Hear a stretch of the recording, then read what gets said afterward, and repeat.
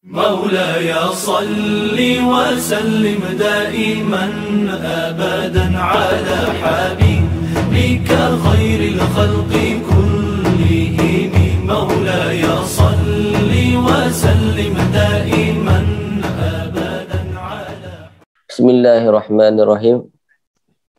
Assalamualaikum warahmatullahi wabarakatuh. Bismillah, alhamdulillah, nahmaduhu wa nasta'inuhu wa nastaghfiruh wa nu'minu bihi wa natawakkalu alaihi wa na'udzu billahi min syururi anfusina wa min sayyiati a'malina. Qala mu'allif rahimahullah ta'ala nafa'ana Allahu bihi wa bi ulumihi fid dharain. Amin.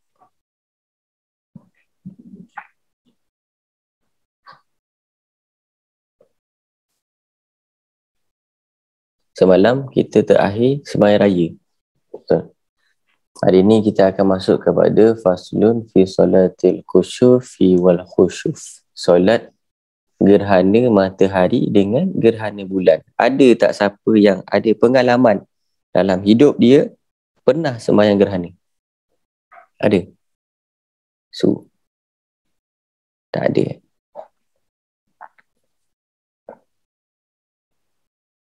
Jadi sembahyang gerhana ini adalah sembahyang sunat. Dan bila dia terjadi? Dia terjadi bila ada gerhana. Baik gerhana bulan ataupun gerhana matahari. Berlakunya gerhana ini bukan sebab kematian seseorang ataupun lahirnya seseorang. Tetapi solat gerhana bulan ataupun gerhana matahari ini terjadi kerana Allah Subhanahu wa taala nak bagi tahu kepada kita, nak nampakkan kepada kita bahawasanya ini adalah satu tanda-tanda kebesaran Allah Subhanahu wa taala. Matahari terbit sebelah timur, betul? Tenggelam sebelah barat.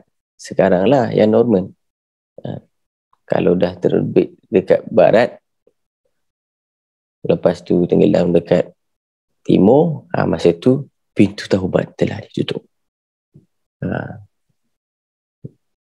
Masa tu orang tak sedar. Pagi ni okey, kita tengok timur lagi. Jadi berlakunya gerhana itu adalah untuk supaya kita ni tahu bahawasanya yang menggerakkan bumi ni ada. Kadang-kadang tu sebab apa kita perlu ada seperti itu? Kenapa Allah buat seperti itu? Kadang-kadang kita terleka dengan apa yang terjadi dalam kehidupan kita sehari-hari. Contoh, matahari tu terbit. Siapa kat sini yang dia suka hiking? Farah ke Tasnim? Suka hiking. Tapi pernah tak hiking ke gunung?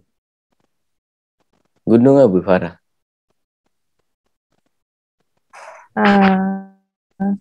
Gunung Yong Belah, Gunung Irau, Sibayak. Dekat Sabah Tak. Yong Belah dekat Perak. Berapa jam sampai kat atas tu? 12. Ui, 12 Kalau yang pernah hiking, dia pernah tengok matahari tu naik. Kalau dia naik malam lah. Kalau dia naik petang. Kalau dia naik tengah hari, dia akan nampak matahari tu tenggelam.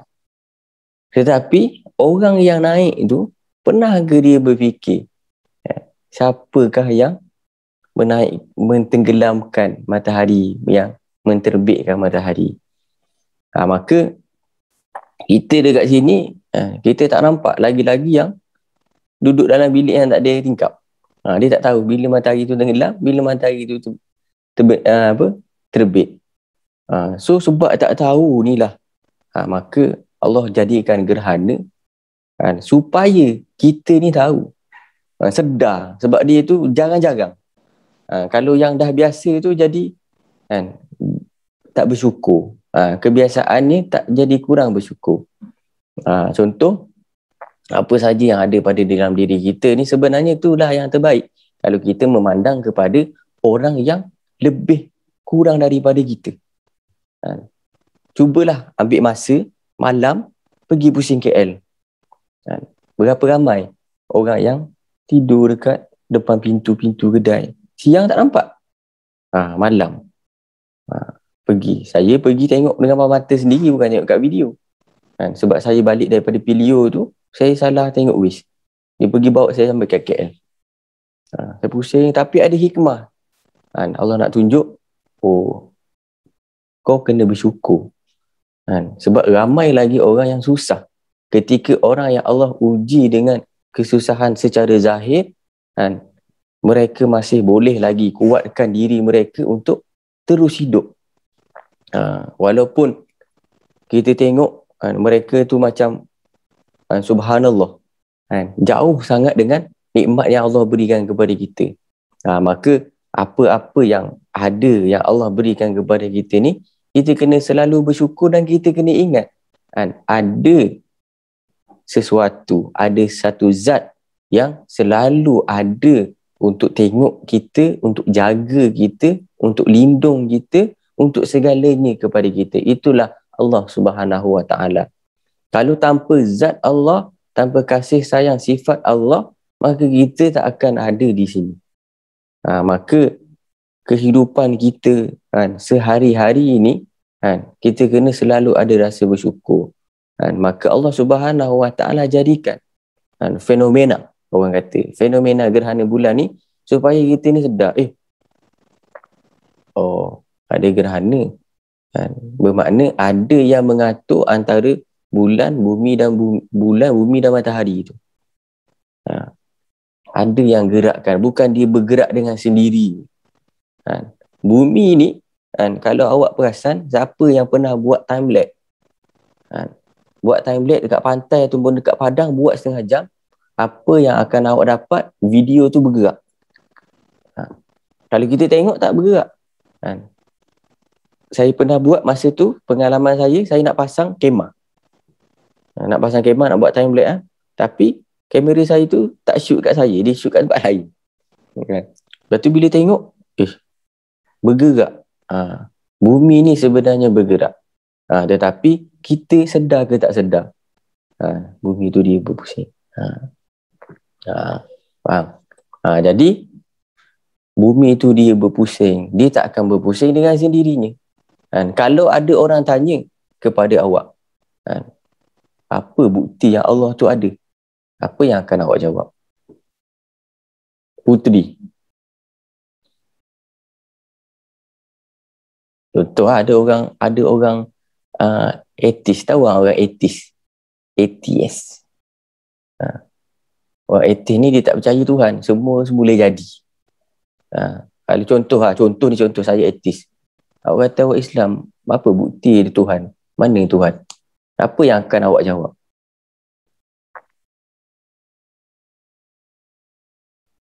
Tengok kebesaran yang ada dekat dunia ni. Saya semula jadi. Memang dah ada. Dunia tu dah ada.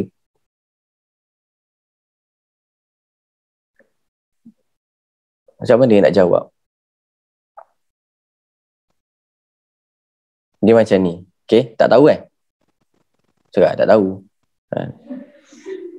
So, kita fiqh dah banyak. InsyaAllah next time kita akan masuk kepada pelajaran tauhid lah.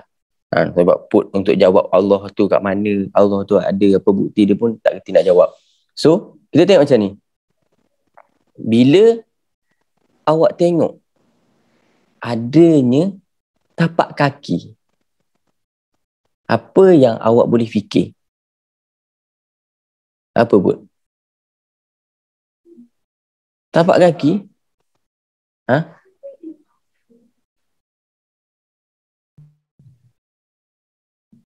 Apa?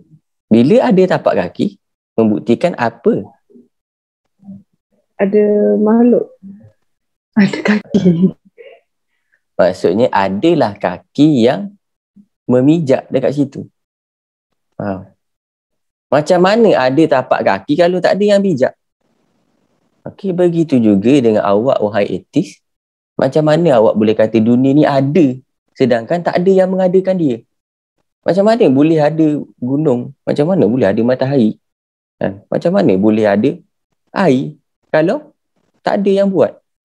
Kan? Seperti mana awak boleh brain dalam otak awak bahawasanya kalau ada tapak kaki mesti ada orang pijak. Macam mana nak ada tapak kaki itu semula jadi? Awak pun tak boleh brain. Faham? Tu untuk menjawab kepada orang-orang yang tak percaya bahawasanya ada Tuhan. Pernah jumpa tak? Siapa kat sini pernah jumpa orang yang tak mengaku ada Tuhan? Kalau tak ada, bermakna awak kurang mengembara. Rumah, office, college, office, college, hostel, tu je. Kalau jumpa kat dalam internet tu lain lah. Jumpa depan-depan. Dia akan tanya. Dia akan tanya, macam-macam lah orang etis ni. Ada lagi banyak. So, adanya tapak kaki, putu, adanya tapak kaki, mesti ada orang yang menapak di situ. Dengan awak boleh membuat brain dekat otak awak ada orang pijak, kenapa awak tak boleh nak terima bahawasanya dunia ini ada yang menciptakan? Air terjun semula jadi. Air terjun ciptaan Allah. Faham? Jadi adanya matahari, adanya gerhana bulan, Allah nak tunjuk bahawasanya Allah ada untuk kita yakin bahawasanya segala yang berlaku di muka bumi ini ada yang menciptakan. Itu di antara hikmah yang sangat besar yang perlu kita tahu ketika berlaku gerhana. Dan gerhana ini berlaku di antaranya, kata para ulama, Allah nak suruh kita bertaubat. Kadang-kadang tu kita dalam list ada solat taubat, tapi kita merasa tak berdosa. Jadi susah nak taubat. Jadi Allah bangkitkan gerhana. Adanya gerhana tu, kata para ulama, di antaranya Allah nak suruh kita banyak-banyak bertaubat, banyak-banyak kembali kepada Allah Subhanahu Wa Taala. Gerhana Allah boleh jadikan, tidak mustahil untuk Allah juga hancurkan. Faham tak? Dunia ni Allah mampu untuk wujudkan dan tidak mustahil juga untuk Allah musnahkan. Bersyukurlah kita menjadi orang Islam, yang mana orang Islam ini dia lebih mulia daripada segala isi dunia, bahkan lebih mulia daripada Kaabah itu sendiri. Ini kita kena faham.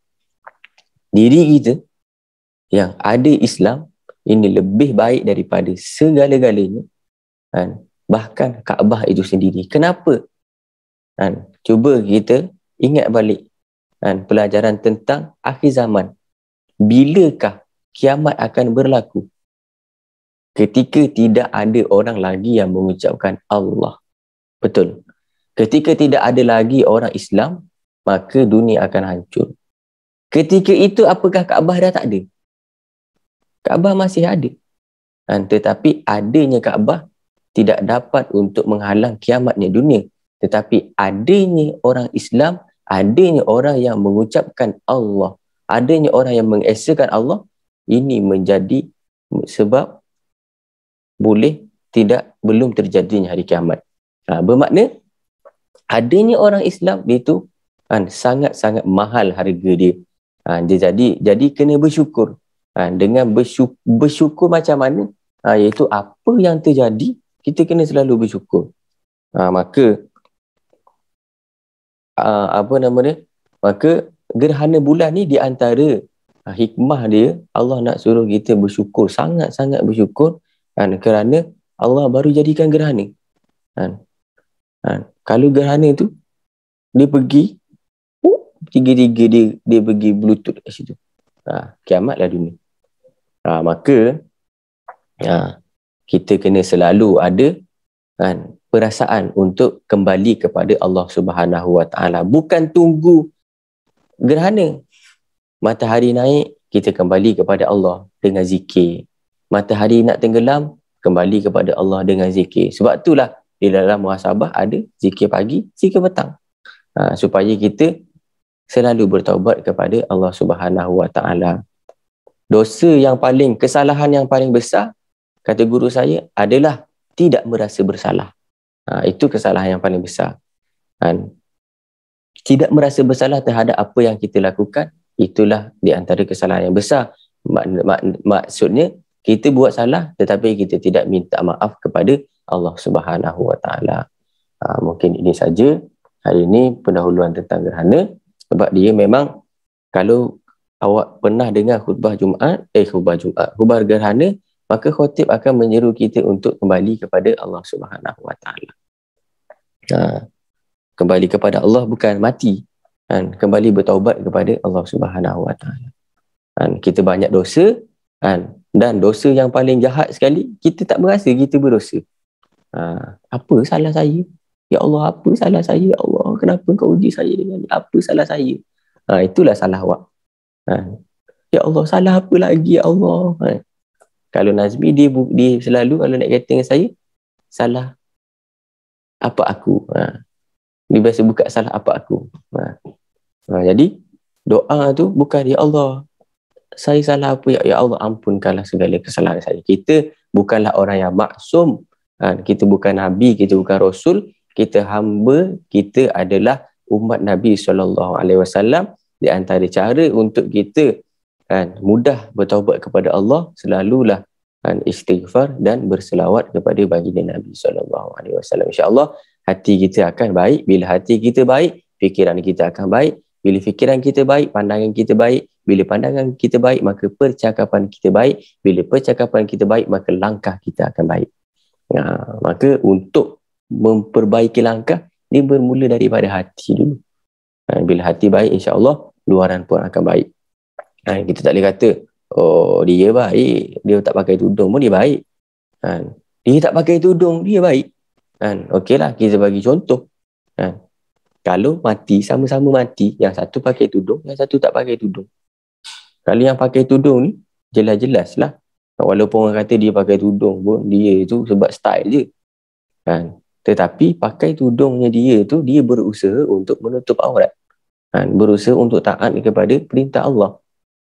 Kalau dia sama-sama mati, terbayangkan macam mana perginya seseorang jumpa Allah dalam tidak menutup aurat dengan yang menutup aurat. Yang tutup aurat, insya-Allah Allah boleh tutup aib dia sebab dia cuba untuk tutup. Tapi kalau yang dah buka aib dia, macam mana Allah nak tutup? Begitu juga. Kalau kita ada aib, jangan kita ceritakan kepada orang. Sebab nanti dekat akhirat Allah dah nak tutup, awak buka, awak tanggunglah sendiri. Tetapi kita yang tutup aib kita, maka Allah Subhanahu Wa Taala boleh tutup. Kalau kita saja buka, Allah nak tutup macam mana kita dah buka? Faham? Maka ini aib kita, apatah lagi aib orang. Maka sama-sama kita jaga itu semua untuk supaya kita dapat hidup dengan bahagia, dan kita dapat lebih dapat kesuksesan dalam hidup, iaitu yang pertama sekali dengan hati. Hati baik, maka insya-Allah semua jadi akan baik. Dia hati dengan sikap dia tu lain. Faham? Kita tak boleh, dia ni kata macam ni, tapi dia sikap lain. Ada seorang ulama, dia kerja dia buat lawak. Ada seorang ulama tu dia kerja dia tegas. Jadi sikap tu lain. Faham? Dan sikap dan sifat ni lain. Sifat akhlak. Kalau sikap tu adab. Faham? Maka orang yang paling baik adalah hati, sikap dan sifat dia itu, dan selalu ikut kepada perintah Allah. Dia ada adab yang tinggi, selalu hormat kepada orang, dan dia juga selalu sayang kepada orang, dan dia juga mempunyai budi pekerti yang tinggi. Semoga termasuk kita. Amin. Maulaya salli wa sallim daiman abada ala habibika khairil khalqi kullihim هو الحبيب الذي ترجى شفاعته لكل حول من الأحوال مقتحم يا ربي بالمصطفى بلغ مقاصدنا اغفر لنا ما مضى يا واسع الكرم Ya Arhamar Rahimin, Ya Arhamar Rahimin, Ya Arhamar Rahimin, Farrij 'alal muslimin.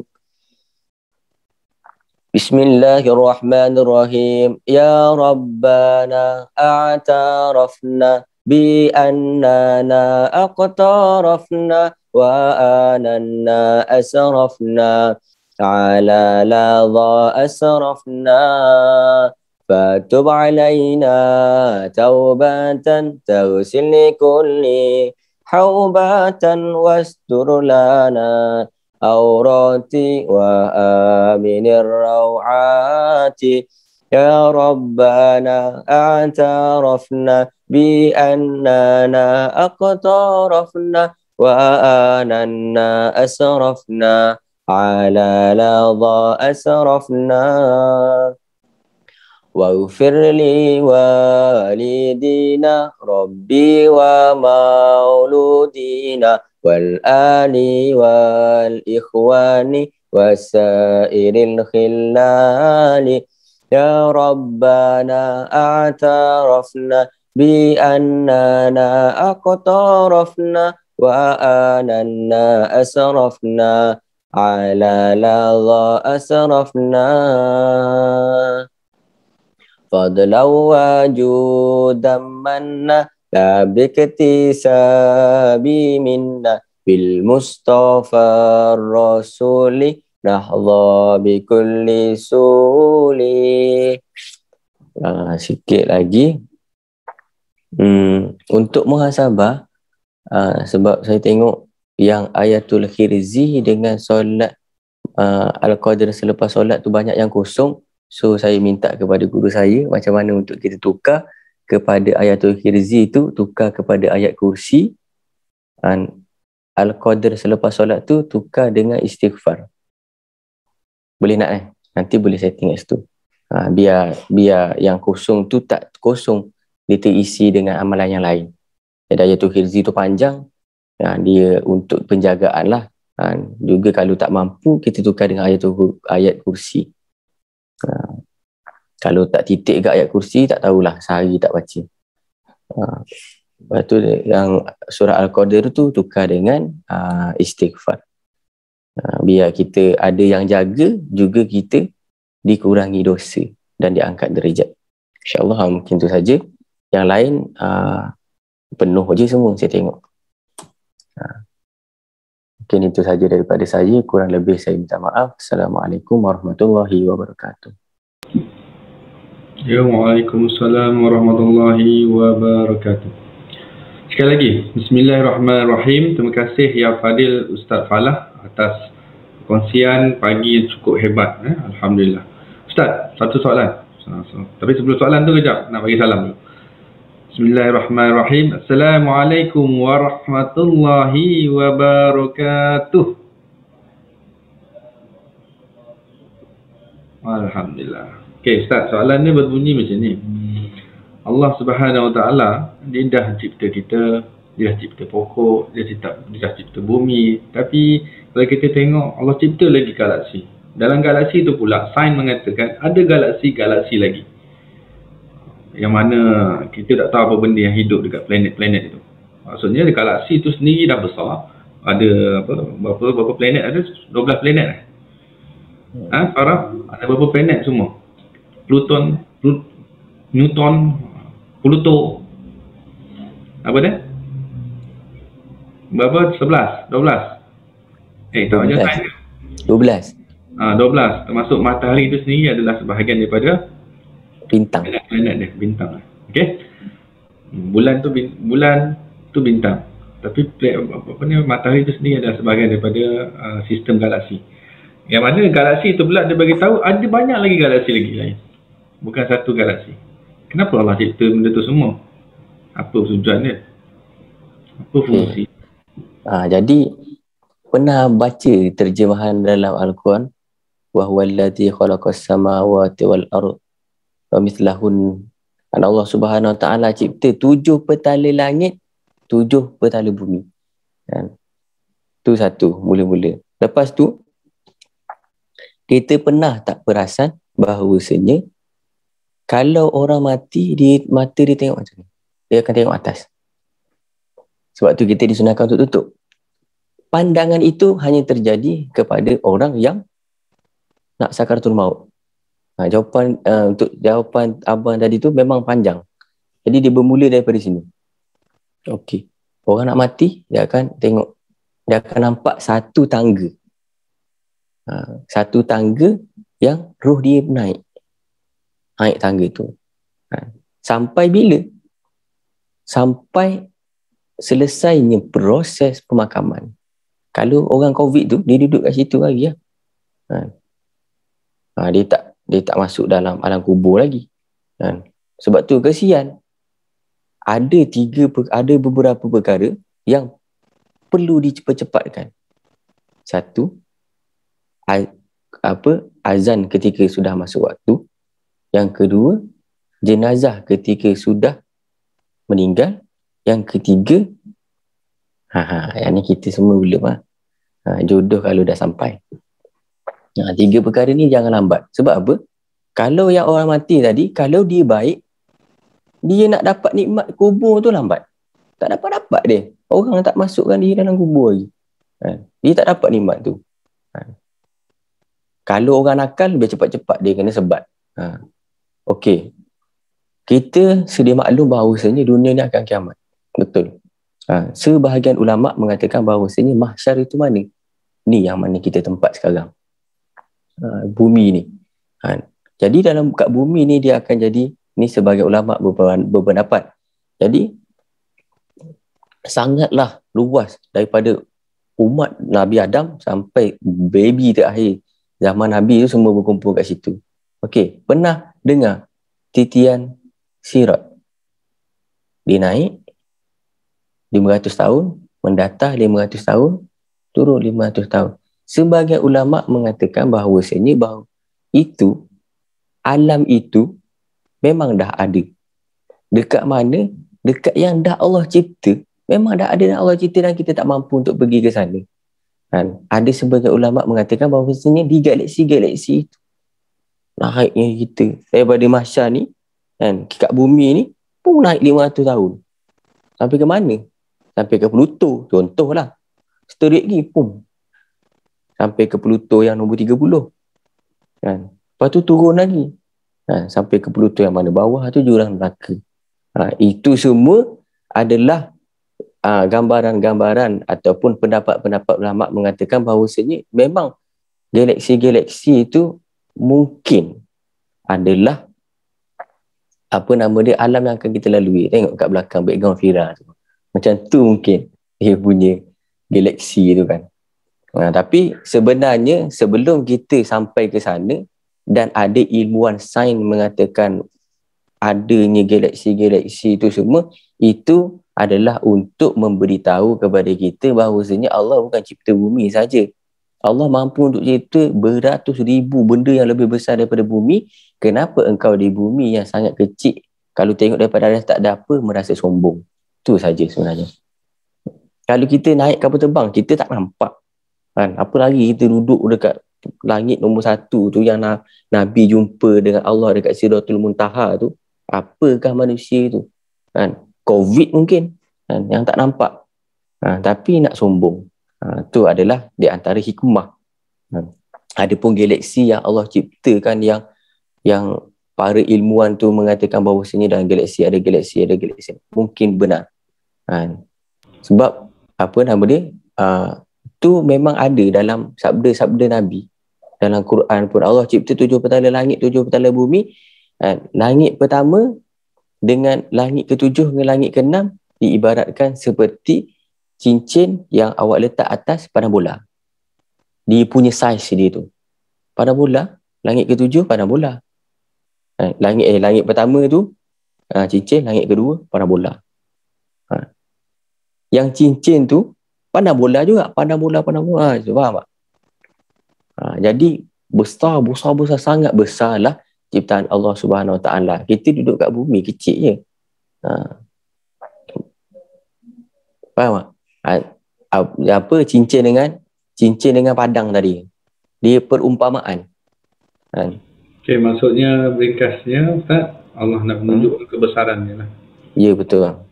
Betapa hebatnya Allah Subhanahu Wa Taala.